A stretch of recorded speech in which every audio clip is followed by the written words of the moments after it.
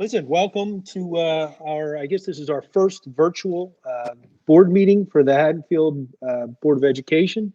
We're following the governor's instructions and keeping the number of people to a minimum. But we have to continue with business, so we are doing that here tonight. I just want to check with. The camera switching around. All right, just orienting myself. So we're going to call the meeting to order. It's 7 o'clock. I'm going to ask Mike to take roll. Mike, could you help us out? Mr. Benford. Here. Ms. Brookett. Here. Ms. Hoag. Here. Ms. Hogartle. Here. Ms. Kuttner. Here. Ms. Paoli. Here. Mr. Vecchio. Here. Vice President Seidel. Here. President Sangelo. Here. Okay. Listen, I'm going to get up. We're going to rise for the pledge. I pledge allegiance to the flag of the United States of America and to the republic for which it stands, one nation, under God, indivisible, with liberty and justice for all.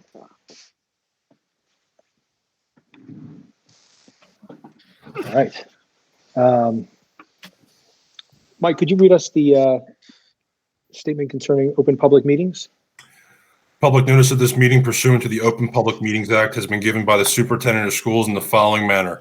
On January 10th, 2020, notice of this meeting was posted on the interior of the school administration offices, 1 Lincoln Avenue, Haddonfield. Written notice was submitted and filed with the Haddonfield Borough Clerk, and notices were faxed to the Courier Post and mailed to the Retrospect newspaper. Great, thanks, Mike. So we're going to forgo the student commendations because we couldn't have students present. When we get back to business as usual and we're able to have the library, we'll save all these accommodations and have a long award session. So tonight we're going to lead off with Colleen. Colleen Murray, our Chief Academic Officer, has put together a presentation giving us an update on. Well, actually, before Colleen, if you don't mind, if you'll indulge me for just 1 second, I just want to thank John Miller, is the head of our IT department. Ryan's online too, Ryan Shoppy. They put together the plan to have this meeting virtually, and they're actually in the district right now physically making sure that we're able to live broadcast to YouTube, which was required by, which is a requirement for us to have this meeting in public. So John, thank you very much. Thanks to your staff. Thanks for putting this together. And before Colleen presents, so Colleen's going to present to us on the online learning that the district has been conducting from home.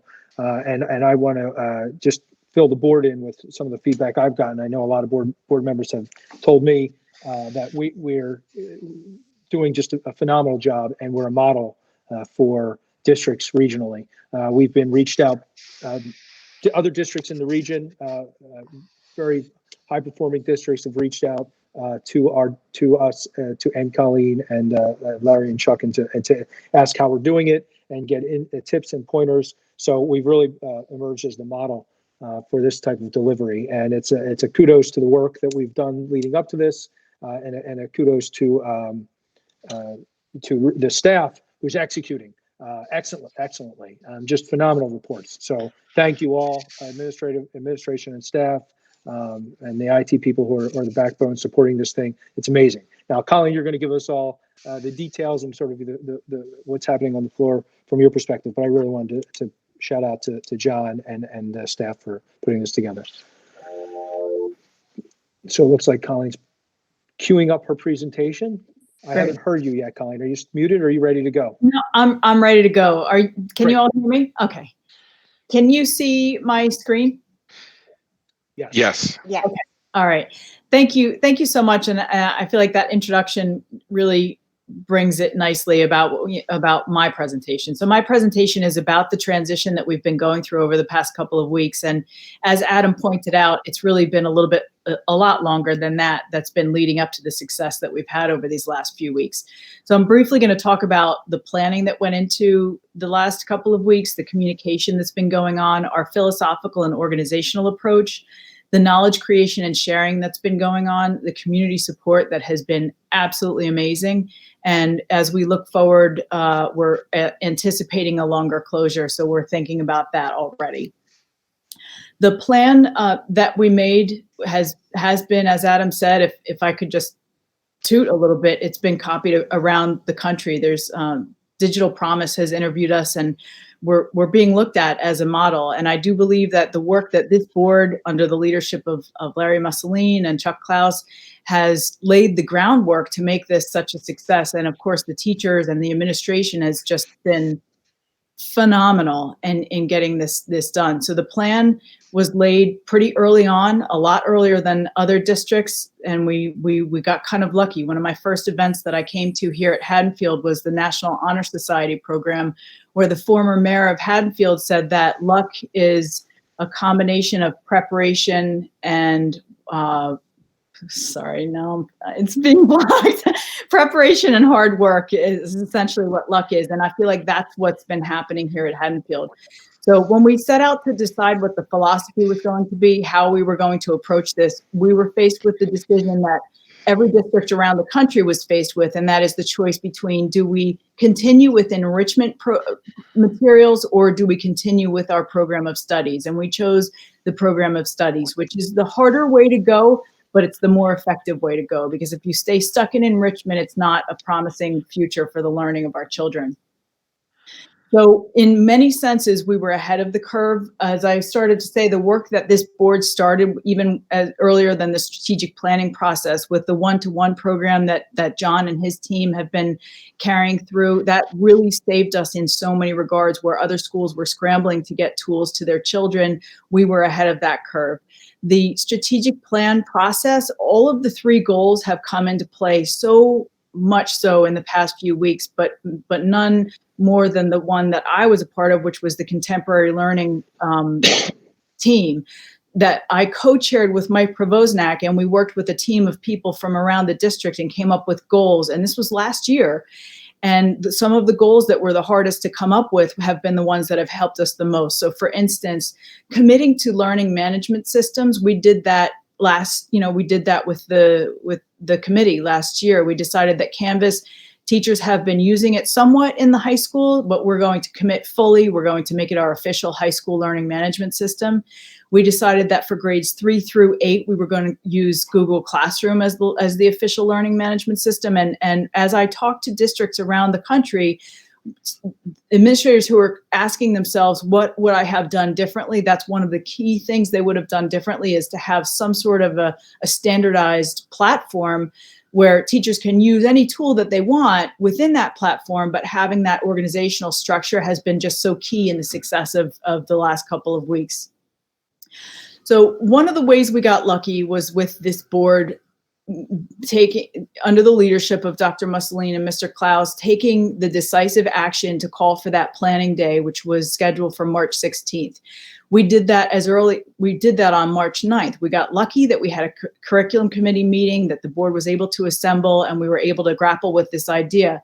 Now, when I talked to districts around the county, a lot of districts struggled to find the time to get the support from their board to be able to have that planning day. But that planning day made just all the difference in the world, because we were able to announce the planning day a full week beforehand, on March 9th. We had union support, very strong support. And by lighting that seed of, at this point, we really didn't know we were going to have to close, but we saw the writing on the wall. And so this made it all the more real. And so over the course of that entire week, every administrator across the district took it upon themselves to have emergency faculty meetings that were fully attended, every single one of them. Teacher leaders took it upon themselves to have emergency meetings where they were planning the planning. And then the planning day was made up of data that came from almost every single teacher submitted what they wanted. And we were able to use that information to create a planning day that was highly effective. Each school started and ended with a faculty meeting, and in between it was spliced in with really crucial content that would help these teachers be able to make the Herculean transition. I can't overstate how difficult, and Chuck said it really, really nicely this morning, where it's like every teacher is back at that first week, second week of school. It's just this most intense transition you can ever imagine, and I can't overstate that. So this is an image of the faculty meeting this is before we were told we had to close, the day before schools were told they had to close. It was a hybrid meeting. We were lucky enough to have a community member who is an expert in Canvas online learning, and she teleconferenced in and taught the teachers in the high school how to leverage Canvas for the classroom. This is the typical lesson that went across the district. This is Mary Hall and Tatum teaching other elementary school teachers how to use Google Classroom. So keeping in mind that a lot of the grades hadn't really, needed to use Google Classroom up to that point. So it was a big lift. This is a typical activity. These are teachers collaborating together to try to figure out how to leverage these tools. Communication is something that we talked about a lot, that we knew that if this was going to succeed, it had to be through strong communication.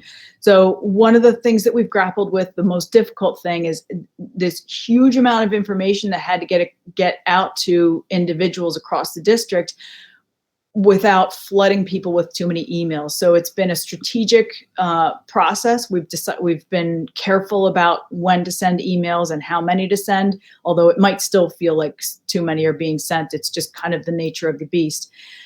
Students have been getting daily updates from administration, from teachers, minimum of a weekly update for parents who have really been hungry for this information.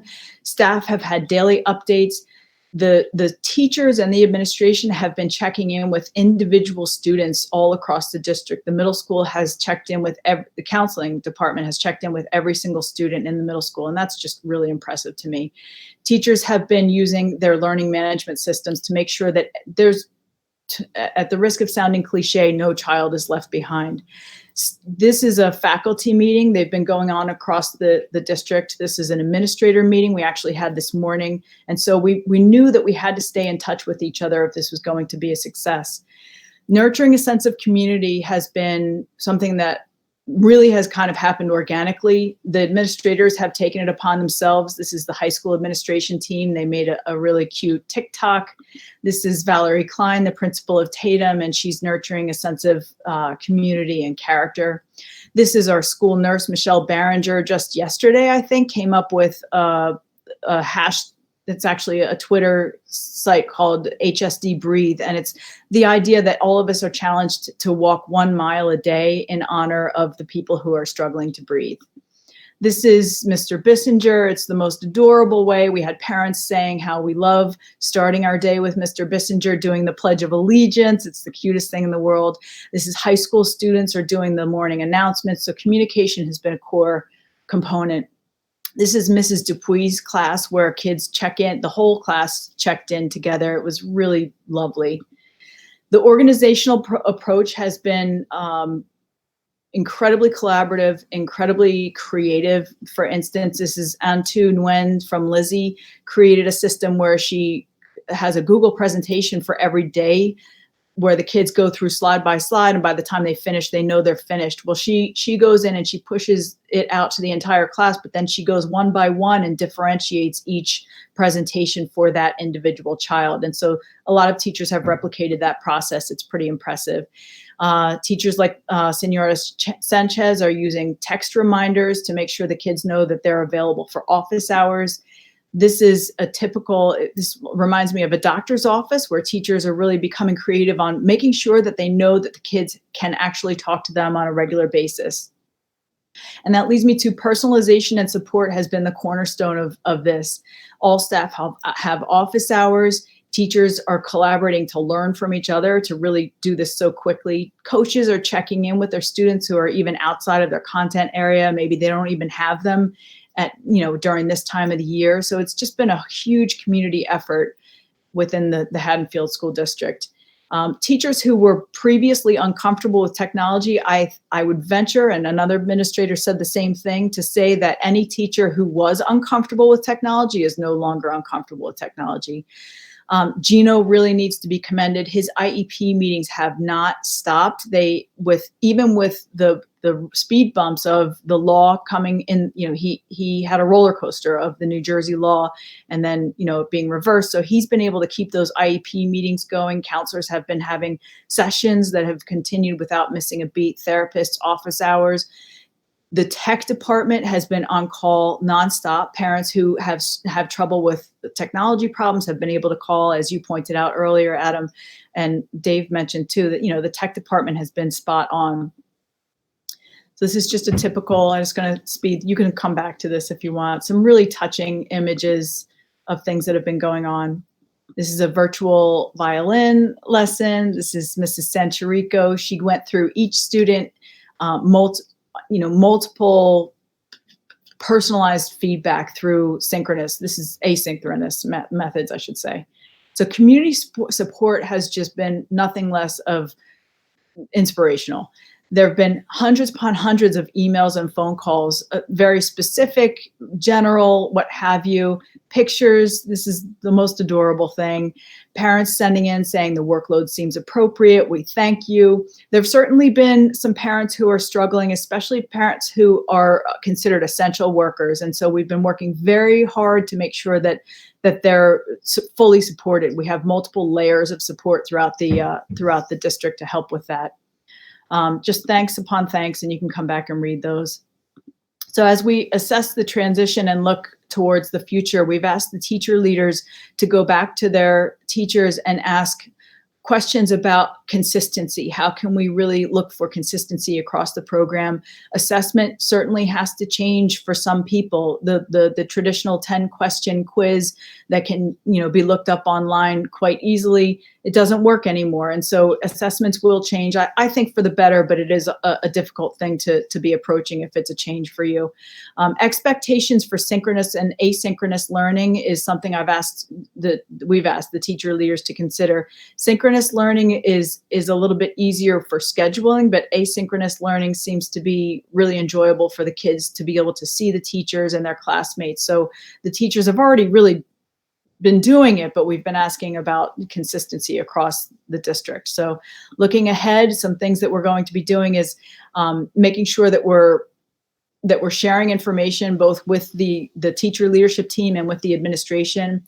We're looking at possibly creating focus groups, a group of teachers, a group of parents, and a group of students to try to find out what are some things that we need to focus on to make sure that we're improving as we're going forward. And last but not least, we have a hashtag, HSD, we are in this together. So we have HSD Breathe is an account on Twitter, and HSD we are in this together is a hashtag on Twitter. And it's really lovely if you want to check in and see some of the beautiful things that have been going on. So thank you very much for listening. Golly, that's fantastic. Larry, did you want to add anything? Yeah, no, first thing is to praise Colleen. Colleen has done a wonderful job in a short period of time with her leadership team comprised of our teacher leaders, our principals, everyone just worked together. I mean, when you think of what Colleen did with our faculty and our admin team in such a short period of time, nothing more than miraculous. I'm hearing only good things about what our teachers are doing. They jumped in just as we knew our teachers would do. Both feet in the water. And they did a great job, and they are doing a great job. And we're doing our best from an administrative standpoint to support it. But I've got to tell you, beyond my wildest beliefs, where we are as a school district, we are way ahead of anybody that I know in Pennsylvania and New Jersey. We're moving forward. We're going to have problems certainly going forward. Assessment is going to be an issue going forward, depending on how long we're here. I know the governor today said something about the 17th Friday is a possibility. I don't think anybody knows. But the longer we stay in this, I think the more issues will arise and the more problems will arise. Cyber learning is wonderful. I'm a huge proponent, but it's not for all children. And what we're all trying to do in this world today is mold it for all children, and we're doing one heck of a job doing it. But we all know that learning online is not for everybody. For a lot of people, it's for a lot of people, but not for everybody, especially as we get younger, our younger kids. But wonderful job, Colleen. Great job to our teachers. Fantastic job to our principals. Excellent stuff. Thanks, Adam. Great.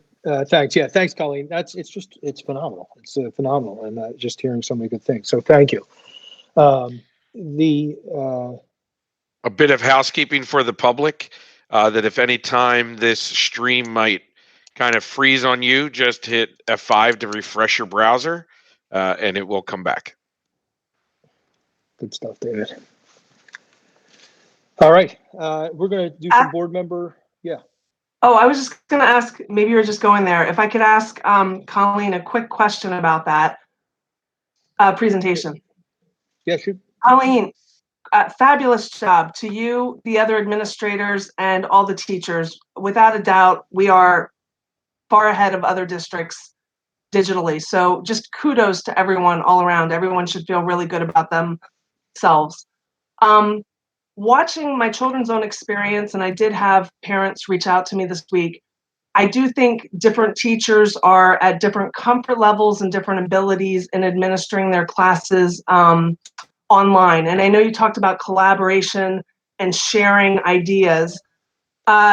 Will there be at any point down the road possible virtual visits from the principal or other administrators to kind of ensure consistency, like you're actually watching, witnessing, and can give feedback after the fact to the teachers to help them out? Such a great question. Thank you.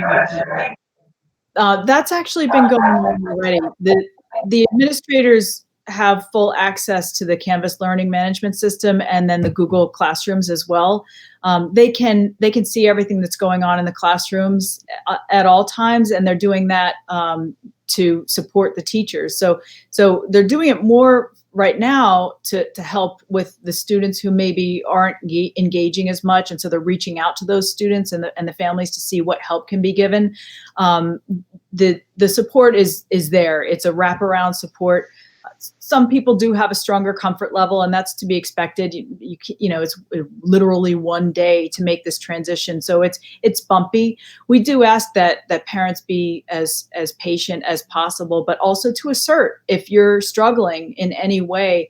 The teachers want to know that. They want to know what can we do to be helping with that support. So thanks so much for asking. Thank you. All right, thanks, Colleen. So next I was going to move to any of the board members had a question or a comment? Okay. Hey, Adam, it's Justin. Yeah, Just shoot. my quick 2 cents as the parent of a second grader. I mean, I'll say my experience has been I've become personally a much better parent to my child through this process. And I can't see Larry, but I could imagine him kind of smiling to this point, because there are definitely advantages to cyber learning. There's just a tremendous amount of resources. There's Seesaw, there's BrainPop, there's Discovery, Google Classroom, Epic. The teachers really have done a wonderful job in making that accessible. And I can reach out to our teacher at any point, and I can get a response incredibly fast through Remind or through email or whatever it is. So I feel like I've been really supported. And Heather touched on this point, and I know Colleen, you spoke to it as well. But it's interesting because we've always been concerned about parity across schools. And part of me was wondering whether or not it would be exacerbated by this process, but to the contrary, it seems like teachers have pulled together, and if anything, maybe we've gotten more consistency. So I think it's really great. Some other points that we touched on, that we'll be super focused on: assessments. That's a challenge. Support for parents. As I mentioned, I've become a better parent, but a much worse employee. Not of the district, because I'm not technically an employee of the district, but of my actual career. And so the support for parents, I think, will become more important. I worry about support for teachers, particularly teachers that may have kids in school. And then I'll just say, it's about, continuous improvement. So I'm really happy that we're in such a great place, and so happy with the preparation. Let's just see what we can do to keep the momentum going and address those key areas like assessments and support for parents, students, and teachers. Great. Thanks, Justin. Yeah, good comments. Excellent. Anything else? Any other board members? Remember, you may be on mute by default. Okay. I was just going to say Oh. that my kids are loving it. It's been great. And I think that I'm glad to see Justin had a good experience. I think it's much more challenging for the younger kids. Mine are 6 and 9, and I think 6th grade and 9th grade. So the benefit that I'm seeing is that they become really good at planning and scheduling and breaking out their work. And the teachers have done a really good job of spacing out when the different assignments are due and balancing when it's synchronous versus asynchronous. And they did in the 9th grade, my daughter did the link it today. And one of the suggestions from the teacher was to do it straight through, which I thought was great because that in itself is a skill, being able to focus and really concentrate on that. And if they had been in the classroom, they might not have had that extended time. So it was just good to see. I think that it's going well. And I think getting to they socially have been having the benefit of the internet, so I'm guessing they're really lucky there as opposed to if we were doing this in our age. But thank you, Colleen, and everybody who's been working on it, and all the teachers. I think everyone's really pulled together and done a great job. All right, thanks, Jamie. Great. Okay, let's move to committee reports. David, I can't remember. Did we meet in between No. our last meeting? Okay. No. Susan? Yeah, we met, and I'm sorry, I don't have my notes with me. Adam, if you want to comment on the finance. Yeah, let me pull up my notes real quick. Bear with me 1 second. I'll just take you a second to grab that.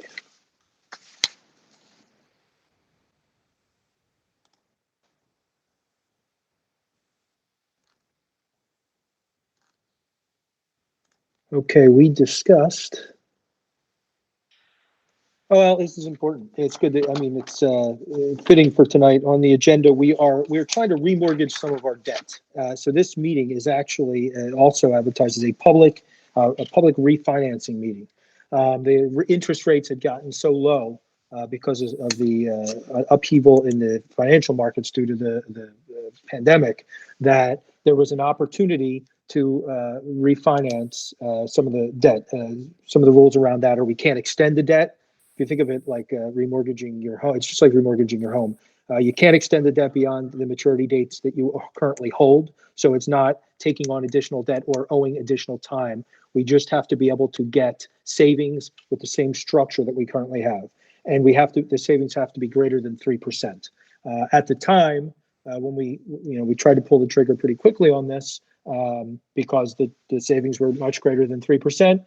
We had a conversation on the 24th, so 2 nights ago, with our financial advisor and bond counsel or bond representatives, and unfortunately, the rates have moved back up because things, I guess, credit default risk made its way into the market because their fear of a big recession. So that opportunity, the door has closed temporarily on that opportunity. But we chose, we're recommending as a committee to bring to the board that we approve the financing, and that will last us anywhere from approximately 6 to 9 months. We will have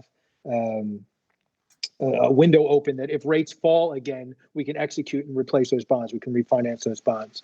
It doesn't cost us anything. We do not pay our consultants or our advisors to get us ready to go out to replace the bonds. The only time we incur a cost is if we actually replace the bonds, or prior to replacing them, we have to go to the credit agencies and have them review our financial situation to give us our a rating. Our current rating, I think, is AA. So we would have to go to the credit agencies to do that. That will cost us whether or not we issue the bond. So we're not doing that yet. We're not going to the credit agency until we see an opportunity to get those savings. That is, we're going to take comments specifically about the refinancing tonight, and we're going to approve that specifically in our agenda.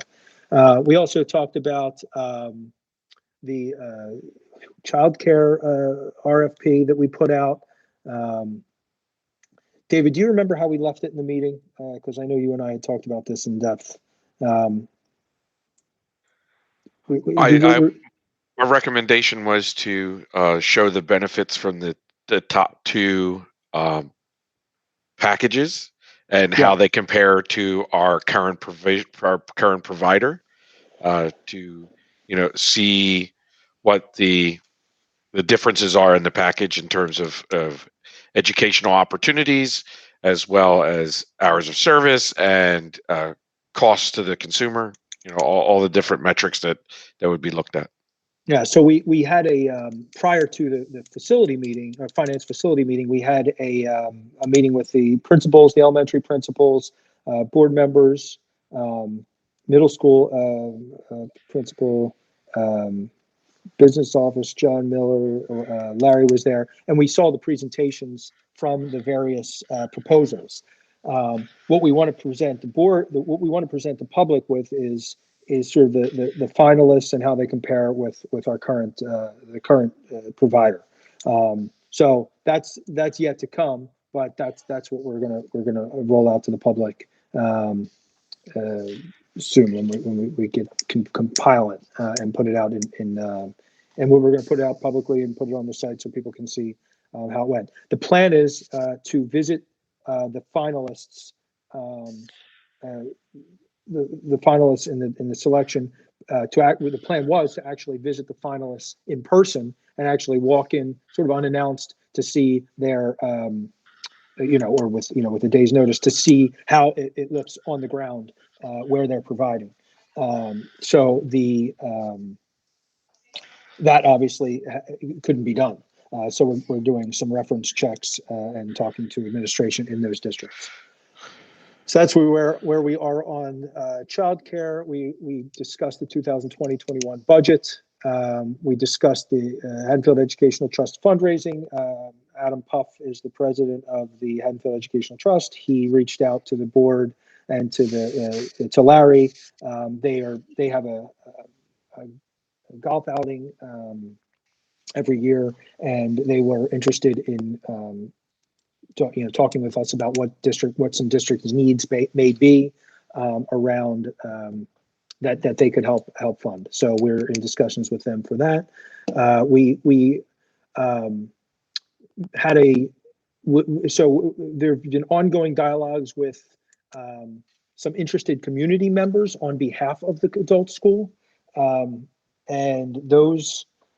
So what we actually went to our JIF, which is our Joint Insurance Fund, and we asked them if there was any way that we could somehow, as a board, appoint the board for the adult school, and would that be enough of a link or oversight for the adult school to be considered a branch of the district and which would cover them under our insurance. So we looked for permission from the JIF, excuse me, and they said technically you may be able to do it, but we would have to basically talk. The JIF's board would have to look at that practice because it would not be considered a part of it. They said basically, I should read the email, but it said it's not really in good faith. It's not what the JIF's for. We're not supposed to shelter other entities,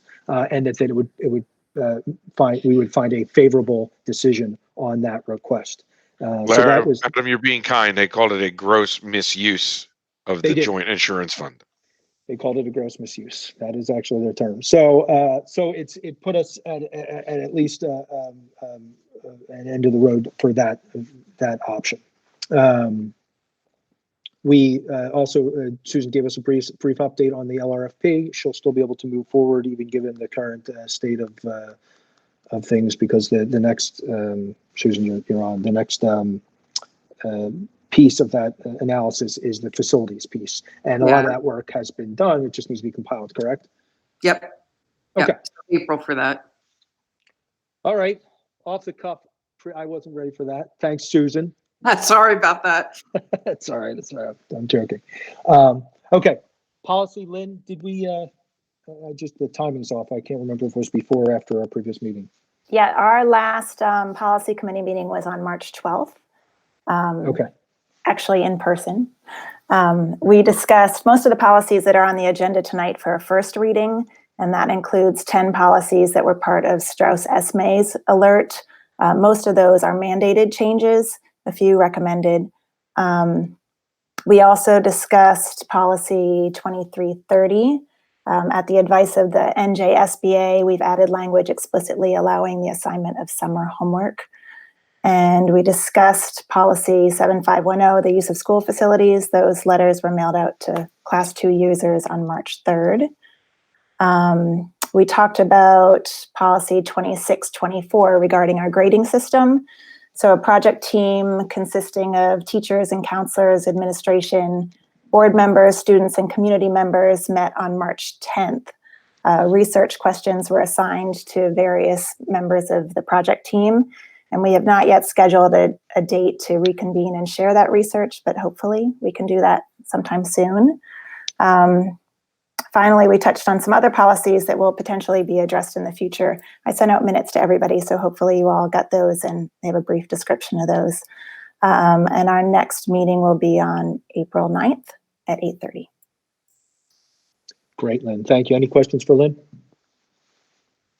Okay, Tom, is there anything to offer publicly about the negotiation? Sorry, Adam. Oh, go ahead, Linda. Lynn, I just had a question about the summer homework. There needed to be special language for that, and what was the reasoning for that? There was a lawsuit. I can't remember which district. Dave might have better information. He's the one that alerted the committee to this. McCutcheon. That a parent complained about or sued about the assignment of summer homework, and the policy was upheld, even though it didn't specifically allow the assignment of summer homework, but it was just recommended to avoid any sort of confusion among parents or guardians to add the explicit allowance of the assignment in the policy. Got it. I was just curious as to why that was there. That makes sense. Okay, any other questions for Lynn about policy?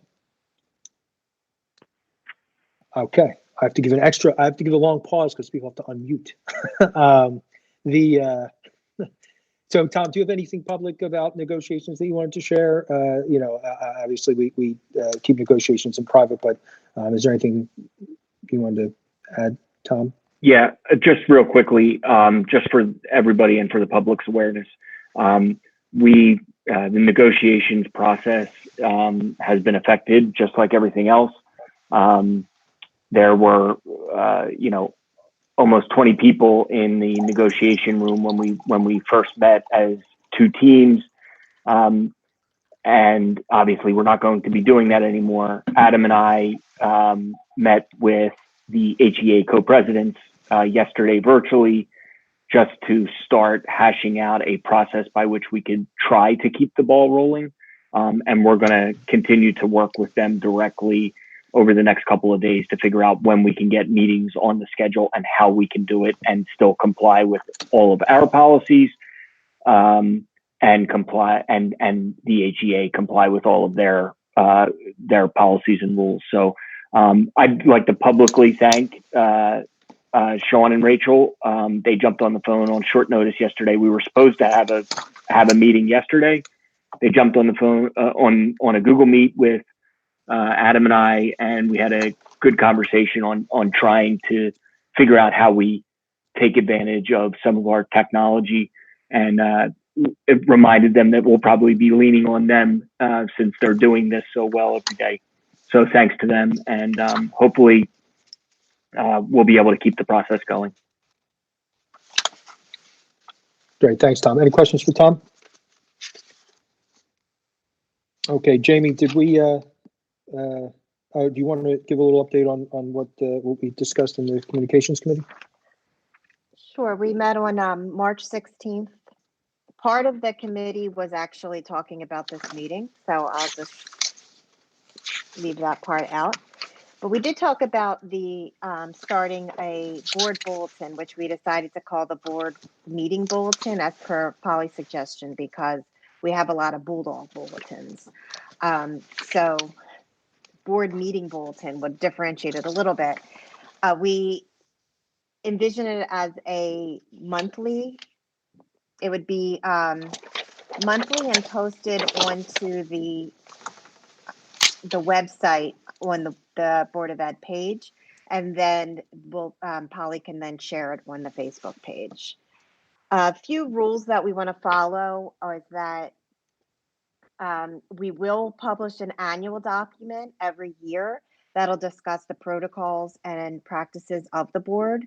That way, anyone new to the district, it might be repetitive each year, but it'll keep people up to date on the rules of communication that boards need to follow.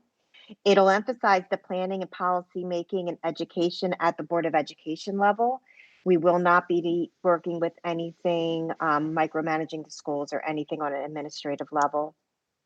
We'll rotate among committee members who writes the bulletin. I actually keep calling it the Bulldog Bulletin. We're actually going to rotate who writes it. The first few will send out to the entire board for approval. And then once we get going, we'll just have because it will be a quick turnaround, we'll have it rotate between board members of who writes it and then make sure all 4 of us actually approve of it. If anyone has anything they'd like put in a certain bulletin, if you think something's important, if you foresee something as an issue, you can send that in to me, and then I'll make sure that everyone gets it, just so that it all goes to the same place. And at the bottom of the bulletin, we'll make sure that we put a disclaimer that this is not intended to be a complete communication with the public. This is only meant to be more of the issues that are discussed with the board. We're going to try to pick the hot button issues that we think people would be most interested in so that we make it easily digestible. We don't want to overwhelm people. It is going to be a subset of the district newsletter. Those are going to be the primary sources of communication. This is more on the board level to give us a chance to have a voice and to communicate the things that we think are important as community members who are on the board. And I think that's really it. We will sign, the communication committee members will sign their names we'll just list our names at the bottom of the bulletin to make sure, for clarity's sake and transparency, to make sure people knew who had a part in writing it. Does anyone have any questions about it? Anything I didn't address? Concerns? Great job, Jamie. Go ahead. Thank you. I'm going to just second second what Justin said. I just wanted to let you, I love the guidelines. I know you sent out multiple documents and they were all great. I think you organized it well. Great, thank you. Right. Yeah, I guess the only thing I would emphasize just in the conversations we had, it's still important that we get the operational communications, the goings on of the board. The goings on of the district are still going to come from the newsletter, and they're going to be blasted the way they've always been blasted out to the public, because those have been really helpful getting what's happening. It's just again, as Jamie said, it's a board member as a community elected to serve the community, sort of dialogue on the whys and the what's happening and what's coming down the road. So thanks, Jamie. I'm excited about it. I think it's very valuable.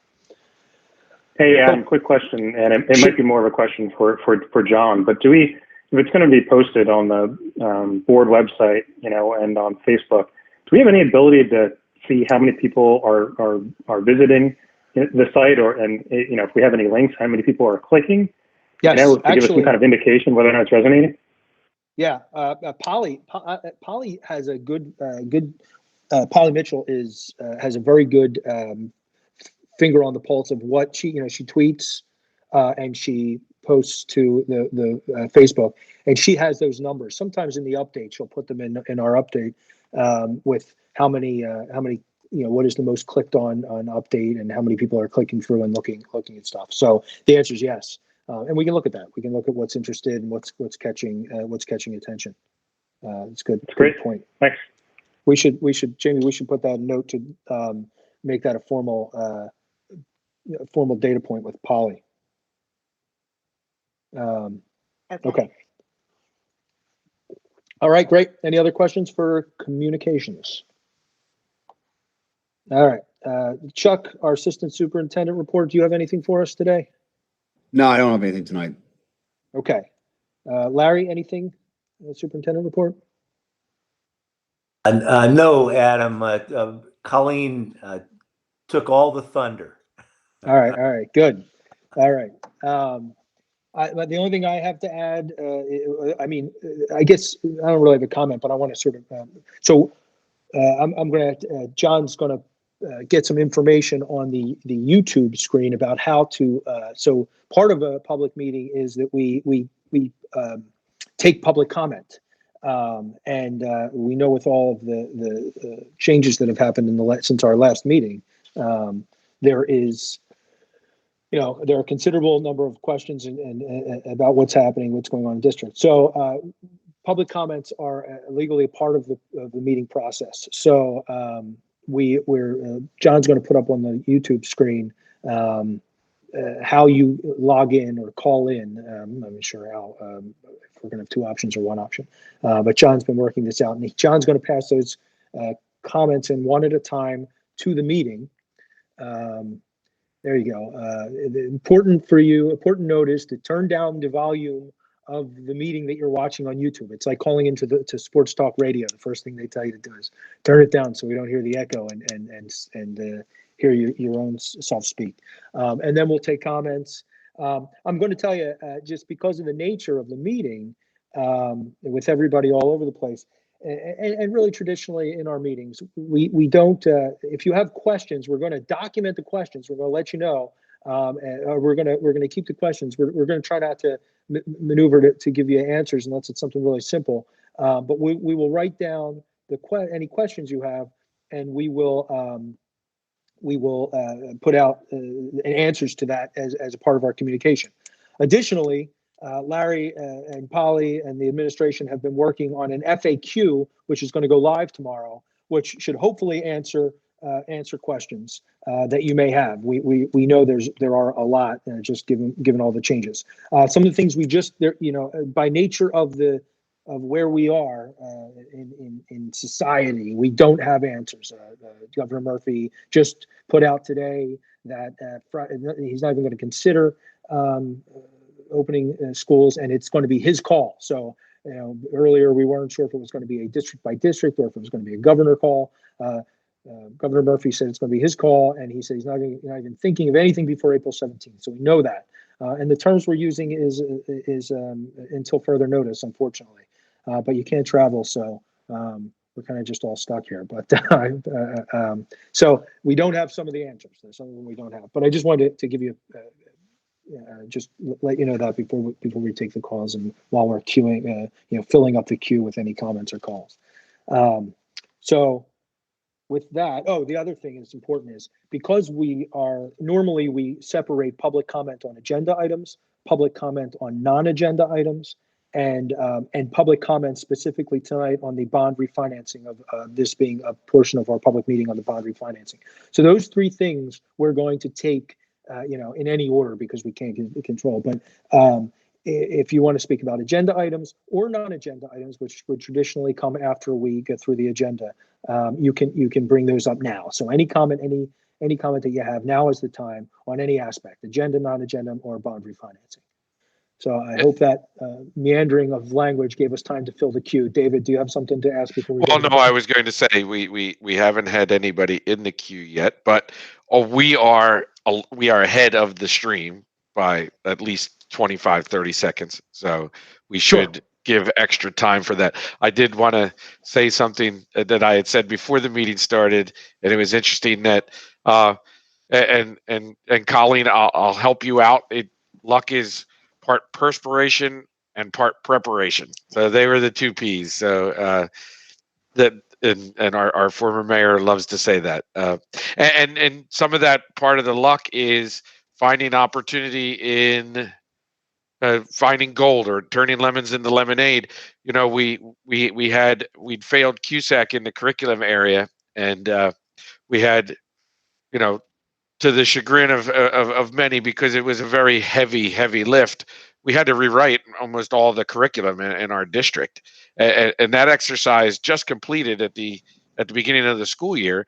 And you can imagine that how fresh it is in the minds of all of our teachers, that they had to do such a thorough review of what they were teaching and the organization behind it and the documentation of it, that better than most, and really luck, because there was a lot of preparation, a lot of perspiration in there, and then the luck came in to say, they were intimately familiar with the pacing and the topics to covered, and integrating in all of the new requirements. And you'll see in the policies tonight, or even more requirements that continue to get added into the curriculum, that they're just killing it, right? They're executing on this stuff, and I just couldn't be prouder of the teachers.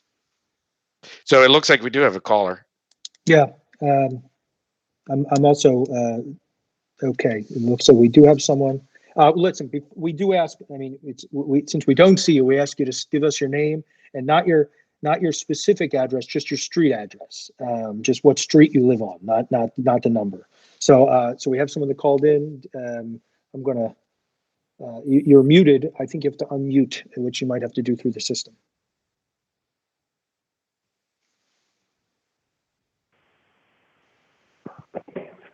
Hi, can you hear me? Yes, I can. Who are we speaking with? This is Nathana Hirsch. I work in the district. I am the student support counselor at the high school. Okay. And I live on Mount Vernon. Hi. How are you? So I'm a little nervous, so please forgive me. This is a little scary. Yeah, I'm calling to talk. I'll let you go. Okay. I'm calling to talk about the student assistance team coordinator and district crisis counselor position. Yes. Okay, so I just want to make a couple comments and maybe make a request. So is it safe to assume that everyone on the board that's voting on this has seen the job description? Yeah. Yes. Okay, so I don't have to go through piece by piece what's on the list. But my position is being eliminated in order to create this new position. What I do now is being absorbed into the position. Right. And I want to say first that I think that this is a really great thing. I think that what this position does is needed in our times with our kids and all the things that are going on out there, especially with the substance abuse issues. So I think it's a great position. My concern is that among many, many things that are on that list are the mandates for the IEP students that have counseling mandates. That is what I do now. And I have for 15 plus years in this district. And so I'm a little concerned that by being absorbed into this position, the attention and individuality and focus that these kids get from me or from whoever would do this job isn't going to be the same when it's absorbed into this position. Again, I'm thrilled that we're doing this. I'm on board. I'm just a little worried, and I guess I spoke to administration about the new description, and it was put out there that I could take this position if I can meet the certification qualifications and all that, which I would have to get the student. I would have to get the SAC certification, which is college courses, and it's a full year of courses, which requires a lot of time and probably money. So I guess what I'm asking is, I had that meeting. We were supposed to have a follow-up meeting. I requested the meeting and it didn't happen. And I still would like to have that meeting, which I'm sure would include Larry and Chuck and Tammy and Gino.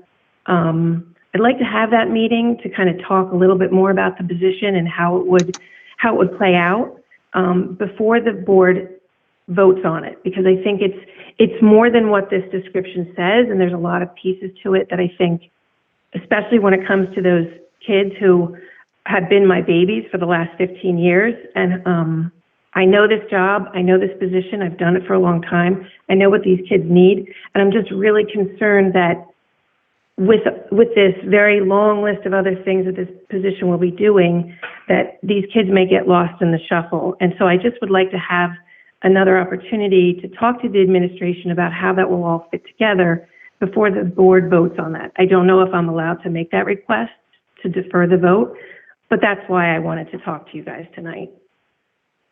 Okay. Mike, well, thank you, Nathaniel. I don't know. I don't immediately know the answer to your specific question about voting on it because, Mike, can you hear me? Yes. This is, for some reason, did we approve this last month or is this?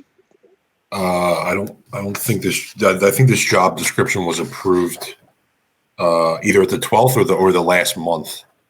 Yeah, I mean, I think it's already been, the description has already been approved. The placement has not, correct? I mean, who obviously have we, I actually don't know. I think it's already been approved. Yeah. Adam, isn't it number D on the agenda? Approval of the district student assistant.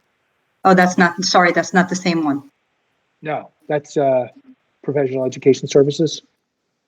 Okay, sorry. Yeah, 11D are you looking at? Yeah. Yeah, it's not. No, Yeah. D10D, governance. Oh, it is. That is it. All right. I couldn't remember if it was this month or last month. Okay. Well,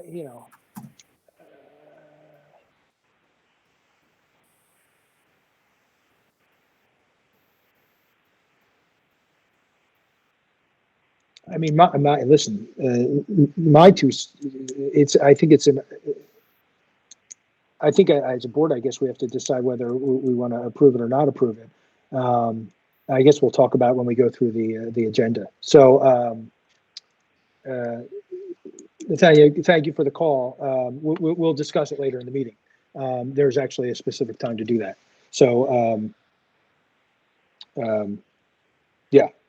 So, thank you for the thoughts and hang out and we'll discuss it. This just is great. Okay. Adam, could you just, before she hangs up, I just want to make sure I understand her question. We're just approving the job description tonight. We're not appointing anyone to fill that position. So I just want to make sure I understand her question. Yeah, she does it. She wants us to reconsider approving. And Nathaniel, I want to say it not to override you. I want to make sure I understand it. You would like us to look at that, hold off on approving that description because you have concerns over your ability to do, if you were to have this position, your ability to do your job, with that description, the way it's written now. Yeah, I'm concerned about all those pieces that really need to happen under this description. Also being able to absorb the mandates, the counseling mandates. I spend 3 days, I'm a part-time employee. I spend 3 days a week in the high school just doing counseling mandates. I also go to INRS meetings. I mean, I don't just do that, but that is the bulk of what I do, in addition to seeing general ed students if they need my help as well. But the bulk of what I do is seeing these students with mandates. I do that for 3 days. And if you look at the description, it's a huge description, and this is one little piece of it, but I know from my work at doing this for so long how much time and energy these kids take and need, and I'm afraid that it's just not, all of these things I don't think can happen in conjunction with those mandates. So I guess I'm not asking if who fills the position, I'm asking how the position will still meet those needs. And yeah, my bias is for these special ed students because that's what I've done for a very long time. It's, it's where my heart is. And I worry about these kids. I know what I do every week with these kids, with these families, with, coordinating with child study team and IEPs and progress reports and all that stuff that has to be done to make sure these kids get exactly what they need and are successful in, the social emotional learning that we've been talking about. So that's what I'm asking is, is can we look at this more thoroughly before you guys say, yes, this is what we think it should do, and it should include the mandates. Okay. Well, listen, I mean, Nathaniel, thank you for the call. Heather, I think we do understand what Nathaniel is saying. And I think that you have, it's something that is going to have to be discussed with administration. But this has been put to the board as an administrative recommendation. We'll talk about it during the approval process. So good. We're all on board. We understand what we're talking about. We understand your concern. So thank you. Okay, thanks for letting me speak. No, grateful that you did. Okay. Thanks, Nathaniel. Okay, thanks. Oh, John, do you have any other? Do we have any other calls? John said we have no other calls, but we should wait at least 20 seconds to clear the screen and continue on the meeting, just in case between this last call and us switching over, somebody had the urge. All right, we'll hang out for a minute. Sure. I ran into.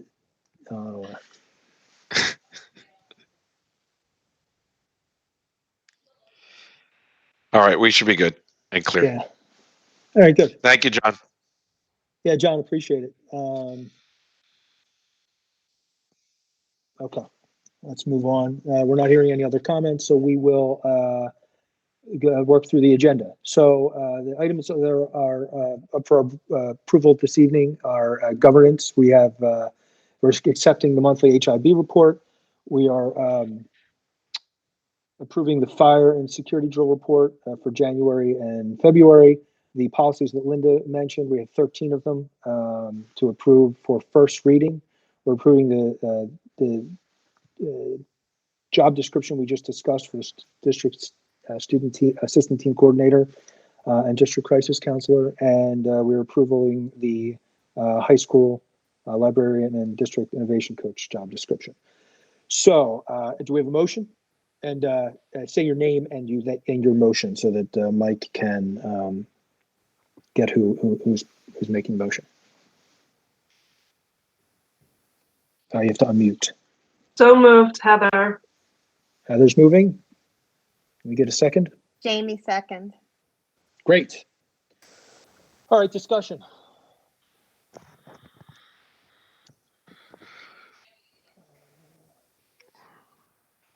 So Adam, when is the time to talk about what Nathana just said before we choose to vote or not vote? Now is the time. Well, it's Adam? yes. It's Heather. I'd love to have Larry jump in here at some on that, but I don't think this is something that we typically discuss as a board. I think it's something that the administration then considers and can come back to us with their thoughts and recommendations. Yeah, I mean, I was going to say that. No, I don't want to listen.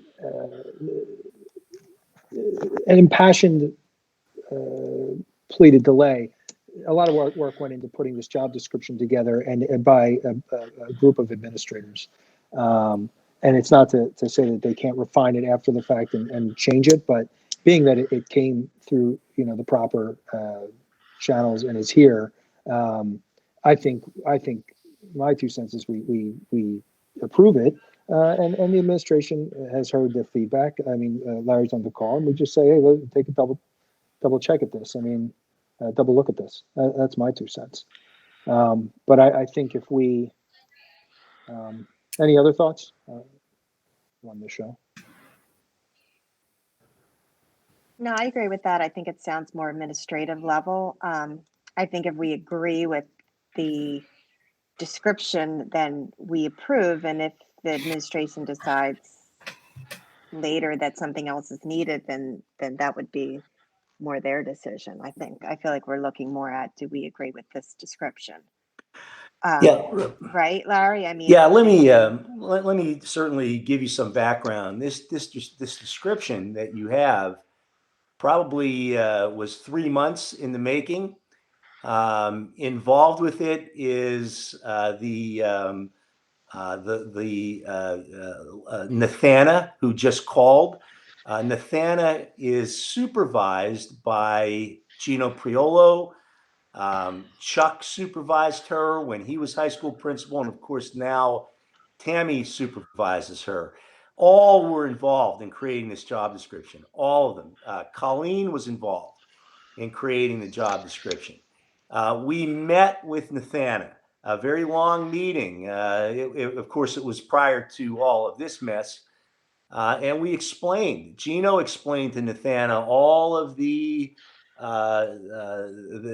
special education, the things that Nathana said, that she would easily be able to do those things. They either seem to have fallen on deaf ears or for some reason things have changed and I'm not aware of anything's changing. But yeah, so our recommendation is to approve the job description. This came out of the safety committee. This came out of the committee with Mr. Tully and Mr. Tucker. This was a huge recommendation. And, you know, members of the board, from my perspective, I don't know that you could just keep adding positions and adding positions and adding positions. It's not, that's not the game that I see. That all you do is add and add and add, and you don't subtract anywhere. So here we're taking a part-time position, we're making it full-time. We believe everything in here is doable. Obviously, Ms. Hirsch does not believe that. So that's what you have. Okay. All right, it's to the board now. Any other comments? Okay, make a motion to vote. Mike, you want to call the roll? Ms. Kutner. Yeah, we're already moved. Sorry. Yes. Ms. Hoag. Yes. Ms. Paoli. Yes. Ms. Hogartle. Yes, but abstain on D. Mr. Bedford. Yes. Vice President Seidel. Yes, I have to abstain on 10D. Mr. Vecchio. Yes. Ms. Crooked. yes. President Sangelo. Yes. Okay. Curriculum, special education. We have approval of field trips, conferences, travel, and overnight field trips, which is all changing quickly. We're approving Jerry Plata to visit Lizzie. We are approving homebound instruction for a specific student. We are approving professional education services for a specific student. 1, 2, 3 specific students are D through F. We're approving a math expansion for 7th grade. We have another 2 specific student supports. We're approving a Roman student to complete their clinical practice in our district, 2 of them. We're approving the Camden County student. We're approving a specialist in the capacity of Tracy Fitch as an educational consultant. 3 new semester length high school courses, musical theater, drama, performance, and production and design. And we're resolving for the EAs to provide paraprofessional support for a specific student, or 2 specific students. Any motion? Dave Seidel, so moved. Second? Justin, second. Great. Discussion? Any questions? Yeah, I have a specific question. So when we are approving resolutions that require homebound instruction, that's not forcing anybody into a house under this current situation. There are overriding practices that are in place. That is actually a question. So yeah, yeah, David, you're right. This obviously the agenda was put together before the world changed, and yes, there are other things in place, especially right now. Yes. Thank you. I have a question about the field trips, conferences, overnight field trips, and the visit to Lizzie Haddon. I mean, how can we approve those? And will there be, you know, when I look at 11B, this person is scheduled for April 21st. If the school's not open on April 21st, are we going to need to pay any kind of cancellation fee? You know, Linda, you're just approving the request. I actually believe at this point, all of the principals have already canceled everything in April and have done it without loss of anything, Linda. So again, you're looking at an agenda that was put together a little bit earlier. I would probably recommend approving it. And this way, if they go in May or June, it has been approved and then they can go. So you don't have to wait for the board to approve it. That's kind of the way I would look at this, Linda. We're approving the activity, not the specific date. Yeah, right, David. Yes. Yeah. Thank you. So, go ahead, Linda, finish. Well, yeah, because my concern has to do with approving it now, and not having any kind of dates there. And if we approve it and we need to pay some kind of cancellation fee, was it foolish for us to approve it now? I don't think so. I don't know, Chuck, if you've got a little more background on the field trips. I don't have any specifics about the field trips. I do know that the way the world today, people are understanding cancellation fees. People aren't holding deposits. I'm going to check with Jerry right now to see about Pilata coming in on the 21st, and if there's a cancellation fee for that. But for the other conferences and field trips, we missed two teacher recruitment conferences in the last week or two, and both Rowan and Montclair just sent the deposits back. We sent the fees back. I mean, we didn't even have to ask. They just returned them. So I'll check with Jerry very quickly and see if I can get an answer to the down payment for that activity. Should we table 11 while we wait for an answer and move to 12? Can I ask a question about 11 really quickly? Sure, Heather. So I did have a question about 11B. I know maybe in the past 3 months we have approved other elementary school visits. I don't remember the specifics, but I know that we've had them before on the agenda. But literally prior to 4 months ago, we never approved stuff like this on the board agenda, and we never had money budgeted for this stuff that I'm aware of from board money. They were always paid for by the PTAs. So I'm not against it at all. I just am curious, you know, what this specific account is. I'm assuming that I don't want to belabor it because we're probably not even going to do it, but, you know, is there a look at, is there a certain amount of money earmarked for each school? Can somebody just give me some general background about these activities and where the money's coming from and how it's distributed? So Jerry Pilata is being paid for by the Lizzie Haddon PTA. Oh, it is? Yes. Okay, we never approved what the PTAs did before, but okay. We always do. Yeah, no, Heather, we always have now. We're actually approving, if you look down further on now we are, but prior to like 4 months ago, we didn't really. Or it's new with Larry maybe, which is fine.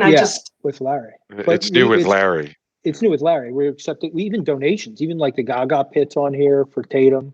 And it's actually by school. We've been making sure to keep that transparent, because that's the accusation that schools are getting different treatment and the actual. So we said, look, let's just put it on here because let's make sure everybody sees where it's going and where it's getting funded from. Usually though, usually there's a note about PTA if funds. it's from PTA, there is. I'm just saying. Yeah, I agree with you, Justin. I do. I agree. Okay. Yeah, I'm so then I withdraw because I didn't we just see don't that. know that. Yeah. You know. What's that, Linda? I said I'll withdraw my question because I did think that it didn't say anything about PTA, so I thought that was coming from board money. So that's fine. Well, we should pay attention because sometimes it does. I mean, it's not always PTA, but on these things, I've seen it. Adam, let me correct that. I'm in touch with Jerry Bissinger. Pilata is visiting all 3 elementary schools, Yeah. Other school PTA are paying for them. So some are PTA paid for, others are not. Yeah. And, you know, the PTA's talk, we have his own PTA. I mean, I'm not, And we have not yet paid, he has not yet been paid, Jerry doesn't believe. For total transparency, the reason why I was asking is just that we didn't do this prior to Larry. And, you know, when there's a transition to a new superintendent down the road, I wanted to understand the benefit of why we're doing it now, so that we can Oh, it's continue. mandated. Heather, my knowledge is it's mandated. It's not something, it's one of those things that we weren't doing that we should have been doing. The other districts do this. Okay. Yeah, it's good. I mean, look, I hear Even what you're when it's saying. not the Don't board's money, slip. when it's the PTA's, Yeah. just informed. Okay, good. Good to move on. Yeah, I mean, a secondary point though, it seems is, you know, to the extent we are paying with these types of, you know, things with Board of Education money, like we should all know like how we decide that we're going to pay for one particular elementary school over another and where those funds are coming from. If it's a PTA, you know, totally get it. It's separate. Put it on there. It's approved. But if it's Board of Education money, I want to be confident that, you know, we have some kind of centralized way of deciding and making sure that it's fair across our elementary schools. Yeah, but Chuck, I mean, I need your voice. I mean, is this money that like we're approving? Isn't this from the principal's budget, Chuck, or no? I believe it is, Larry. I'm asking Yeah. Jerry now because I'm wondering why he says specifically Lizzie Haddon when I believe he's visiting all three schools. That's what I'm trying to find out at this point in And if time. we're paying for a field trip, isn't the principal budgeting for it? And it probably has always done that. Some he budgets for, she budgets for, some the PTAs. I don't know. I don't know. I'm asking.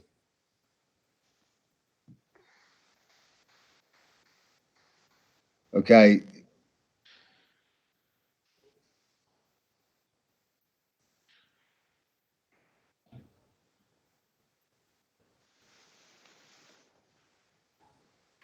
We need that British announcer that's on the internet now. Yeah. Chuck Klaus is looking at his cell phone, waiting Yes. anxiously for Jerry's reply. So Tatum and Central PTAs are paying. Lizzie Haddon is not. So this is coming out of Jerry's funds to pay Lizzie Haddon. So all three schools are getting the same experience. Yeah, I don't know. I mean, our three elementary school principals are working in tandem to make sure that there's, you know, equity and harmony. I've been seeing this on agendas where, and it's odd because we'll approve one item on 1 month based on how they're spaced out in their presentations. But I mean, I feel like with the focus again for the last couple of years being on making sure that we show that we're doing things the right way. Anyway, okay. Yeah, and Adam, and equal funds doesn't mean, you know, equal parity. I mean, there could be something that costs nothing, you know, but could be equivalent to something that costs money, you know. But as long as, you know, there's that, you know, there's a thought process behind it, and, you know, people are coordinating. That's all, you know, we want to see. No, I hear you. And just, I'm not. It's just not. There's two things going on. I mean, and I don't want to talk over. I've just over the administration because this has been a dialogue for 4 years. There's individual things that so there's parity, but then there's also what do they call it? Culture. So different schools pride themselves on different types of trips in different places. And I remember when I first got on the board, you know, Lizzie does a bigger immigration. Did a bigger immigration study and went to Ellis Island. And the question is, well, what are the other schools doing that isn't Ellis Island? So and one of the things that came out was, you know, individual school communities did not want to homogenize the three schools and make them all completely the same. They wanted to keep their identity. If it was something that their school had and that their kids grew up seeing their older siblings doing, and they wanted to continue that. So it did look different. And then so the money parity, at least you could say, okay, we're on par financially. But if you live in Lizzie and Tatum's doing a study on a science study that they're not doing at Tatum, you may not see it as parity. It may just be personal preference. Boy, I wish I lived in the school that's that focuses that has the other trip. I mean, it's just I don't know that we're always going to thread the needle and get it correctly. Totally. Yeah.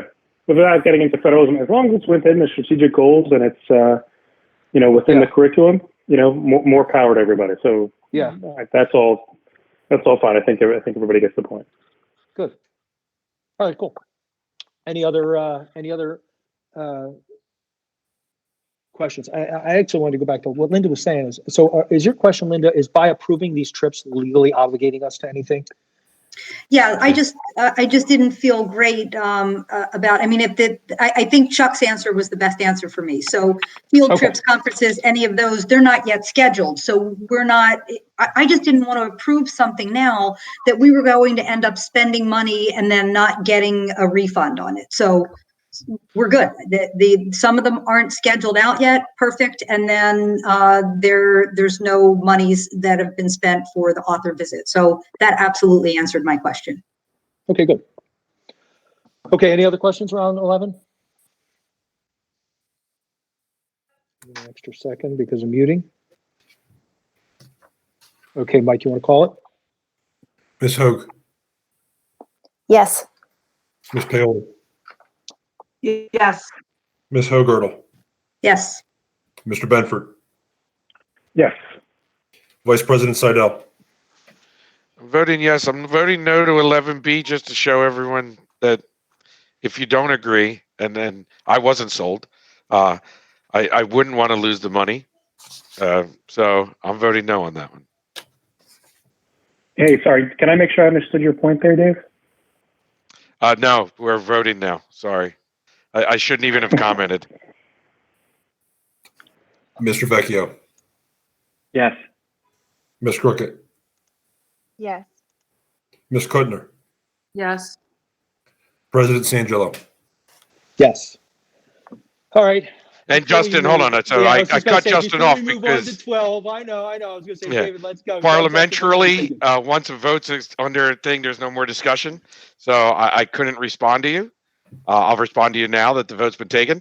I wasn't sold. I wouldn't want to put the district at risk of not getting a refund for an event that I am confident isn't going to be held. And if it would be held and switched to another format, maybe the price would be different for an online thing that had less interaction or whatever have you. I just wasn't sold. So I voted no on 11B. But I couldn't answer you because parliamentarily you're not allowed. Couldn't you make a motion to withhold the vote and to add your commentary? No, nope. Not during the vote itself. You would have to vote for reconsideration, and I'm not making a motion to reconsider everybody else's vote. My vote was my vote, but I'm not asking anybody else to change their mind. That procedurally, that was the next step. Is you ask for a reconsideration vote if you think that your vote would have swayed someone else. I think we're just going to move on. I think it was a fair point. I hope at the end of the day it doesn't matter. It's a good point, though. But like I said, hopefully it doesn't matter. It doesn't matter. It passed. All right. Dave, our procedural police. All right, listen, we're going to 12 personnel. All of our new personnel transfers, upgrades, mentoring, extracurricular coaching, appointments, leaves of absence, and resignation, and a tutoring reimbursement for Katie. Okay, motion? Linda, motion. Second. Lynn, second. Linda, Lynn? Lynn can have it. Oh, I didn't hear Jamie at all. Okay, Lynn's got it. Discussion? May I? This is David. I don't want to vote on G, but that's not what I'm talking about. I'm actually talking about equity and parity of pay. So can somebody explain to me why boys and girls basketball has such a disparity in the extra pay for their coaches? And it could be that the tenure the tenure clock is what's adjusting this. I just know Lori Cornavali's been here for an awfully long time. Jackie Mulligan's been a teacher for a very long time too. So what's up with the difference? The extra pay is based on a per diem rate of how far you go in your season. So the boys team progressed further, so they're getting paid more. 3 days. It's extended. For according to this, it's 3 days for an extra $140 or $150. It's about $150. I'm sorry, it's about $50 a day. Yes. Okay, so it is the rate, 50. Yeah. Okay. I think it's actually $54 a day off the top of my head. I'm not sure if that's exactly it, but it's right around there. Fair enough. So that calls out the discrepancy between the two. Okay. Yes. Thank you. You're welcome. Great question, Dave. Thank you. All right. Any other comments, questions? Okay. Mike, can you call? Ms. Paoli, Yes. Ms. Hogertle, Yes. Mr. Benford, Yes. Vice President Seidel, Yes. Mr. Vecchio, Yes. Ms. Crooked, Yes. Ms. Kuttner, Yes. Ms. Hoag, Yes. President Sangelo. Yes. Okay, 13, approval of the Board of Education to refinance our debt, as we discussed earlier. We're going to accept a donation of $50,000 to fund a scholarship for Marion Kramer in the name of Richard Kramer. That's a very generous donation. We're accepting the donation of the Gaga pit for at Tatum. For Tatum, we're approving to participate in Sustainable Jersey for school certification. We are approving an outgoing donation of medical equipment that the nurses were able to pull together around the district to assist in with medical professionals battling the COVID-19 virus. Thank you, nurses, for doing all of that. We're approving the payment of bills, the budget transfers, the board secretary's report, and the cash summary report. Can we get a motion? So moved. Jamie Heather? motion. Who's the second? Jamie second. Jamie Jamie. second. Okay, any discussion?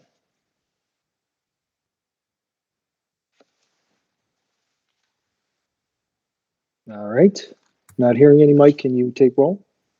Ms. Hogertle, Yes. Mr. Benford, Yes. Vice President Seidel, Yes. Mr. Vecchio, Yes. Ms. Crooked, Yes. Ms. Kuttner, Yes. Ms. Hoag, Yes. Ms. Paoli, Yes. President Sangelo. Yes. Okay, 14, approval of meeting minutes for February 20th and February 27th. Can I get a motion? So moved. Justin. Justin moves.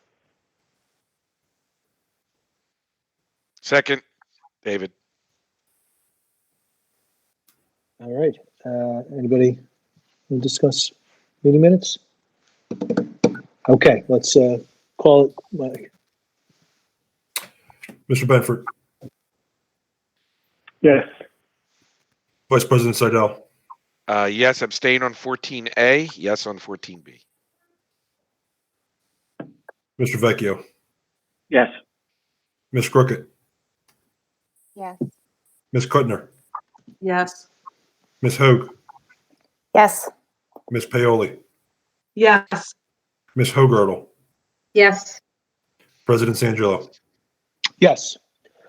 Okay, so we did our public non-agenda items before as part of our agenda items. So are there any items we want to consider as a board going forward? Okay, so as a matter of good parliamentary procedure, David, you're going to tell me exactly how this is going. Go ahead. I would like to make a motion to go into executive session for the purpose of discussing personnel and negotiation. Great. So we're gonna now be unplugging the YouTube broadcast. John, again, thank you for all of your help. You guys did a great job, and you and Ryan, thank you for being there. It goes just to say again, John had to physically be in the buildings to broadcast this, so that's he's in there alone, which is good. We want you distancing, but it was a good effort. So thanks for making this happen. It was great that we were able to do this digitally. Okay, thanks folks. Thanks for tuning in.